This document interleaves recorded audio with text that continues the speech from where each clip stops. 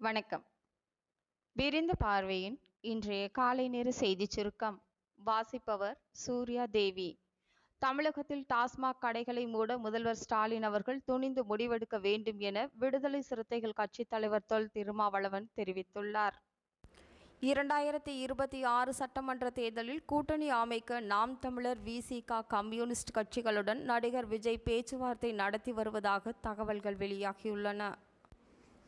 மகளிர் உரிமை தொகை 1000 ரூபாய், கள்ளச்சாராயத்திற்கு அரசு வழங்கிய 10 லட்சம் நிவாரணம் இரண்டையும் ஒப்பிட்டு நாம் தமிழர் கட்சி சீமான் அவர்கள் கேள்வி எழுப்பியுள்ளார்.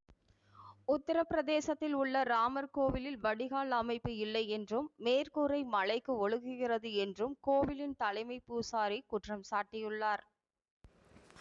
கள்ளக்குறிச்சியில் கள்ளச்சாராயம் அருந்தி 58 பேர் உயிரிழந்த சம்பவத்தை கண்டித்து அதிமுக சார்பில் கள்ளக்குறிச்சியில் கண்டன ஆர்ப்பாட்டம் நடைபெற்றது.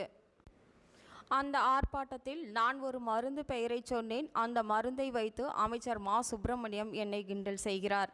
ஒன்றும் தெரியாமல் இருக்க நான் ஒன்றும் ஸ்டாலின் அல்ல. இப்படிப்பட்ட அமைச்சர்கள் இருக்கும் வரை இந்த நாட்டை எவராலும் காப்பாற்ற முடியாது என அதிமுக பொதுச் செயலாளர் எடப்பாடி பழனிசாமி தெரிவித்தார்.